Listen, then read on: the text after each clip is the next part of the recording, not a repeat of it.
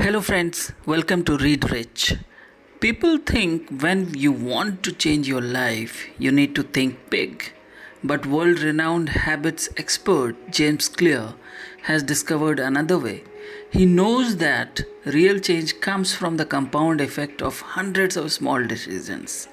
Doing 2 push ups a day, waking up 5 minutes early, or holding a single short phone call.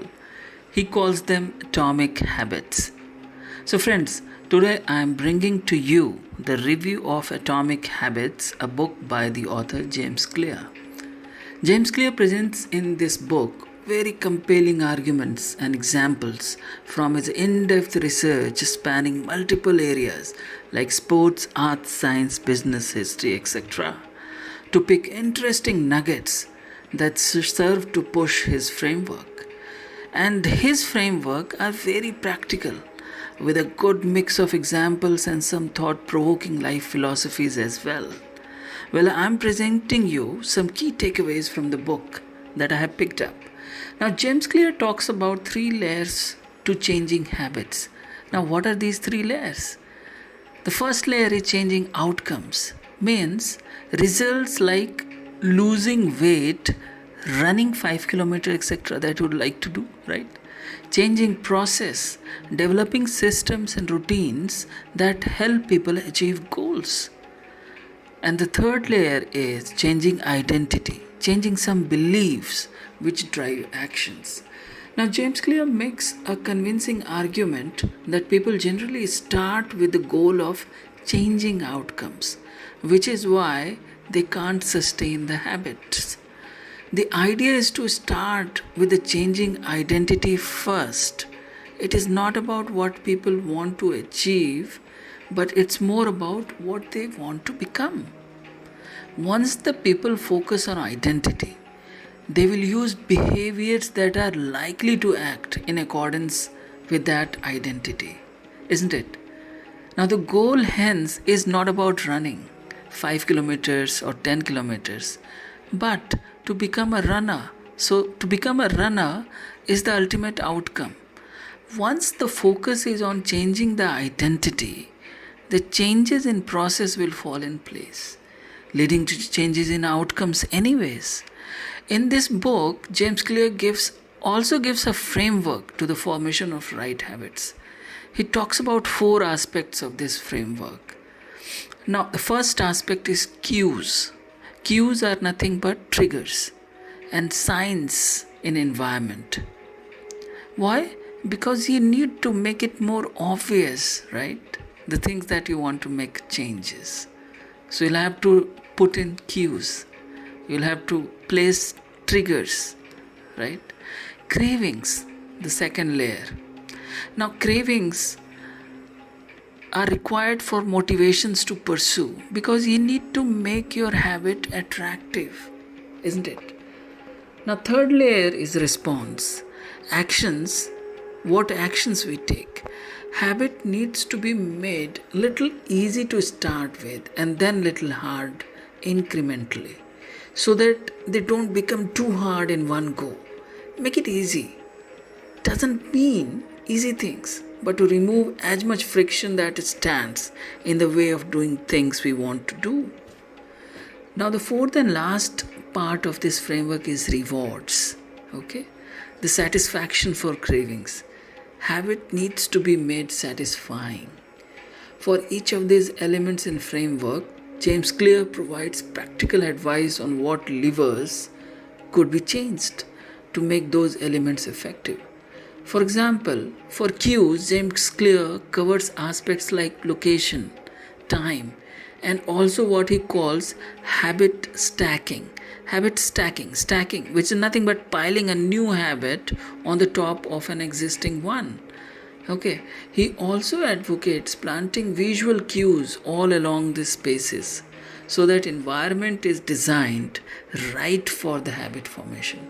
For craving, he suggests idea like temptation bundling, right?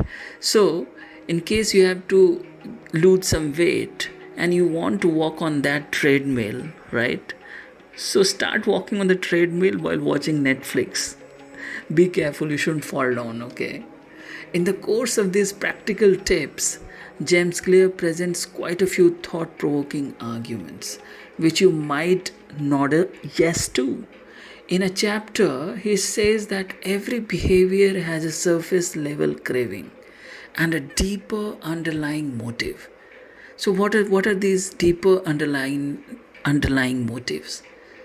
Now, these are survival, conserving energy, social acceptance, reproduction. Okay?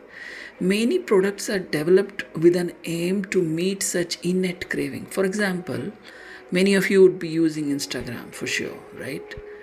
But the the innate programming on which Instagram survives is the desire to win social acceptance. Everyone wants to have a social acceptance, right? So that's how it comes. Now habits are modern day solution to ancient desires, new versions of old vices. And while digging deep into these aspects, James Clear also bursts several myths about habit forming. Like he talks about, to master a habit, the key is repetition, not perfection. Okay? What makes this book interesting are these specific observations and analysis from some of the examples from the history, arts, and so many other domains. The book places lots of importance on how of developing habits, giving some guidance on even how to formulate the goals, or rather systems. In fact, James Clear debunks the idea of goals but focuses more on the systems. Systems are something which makes you run, right? Goals may change, but if you are able to build the system, of course you'll go by that, right? And the guidance is also on how aggressive or realistic the habits need to be. He says that our brain loves challenges, but only when challenges are within optimal zone of difficulty, a bit on the edge. A challenge that appears to be within some reasonable reach if you put in the effort. And such little improvements and challenges can keep you engaged, achieving a flow state.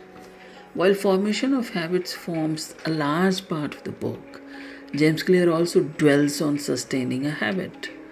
Now, I'll just pick up a paragraph out of this book. He says, the greatest threat to success is not failure, but boredom. We tend to give up habits because they fail to delight us. After we form a routine, we desire novelty. Bad habits are addictive because they constantly provide novelty. So we need to create variable rewards so that there is a spike of dopamine leading to acceleration of the habit formation. The only way to become great is to fall in love with the habits every day and learn to be endlessly fascinated by the same thing. So, how did you like this review? If you have gained any value out of this, please do like it and share it to your family and friends so that they also get benefited. And if you haven't subscribed my channel, please do it right away. Don't forget to click the bell, which will inform you whenever I make a new video for you. Many thanks again for watching. Take care.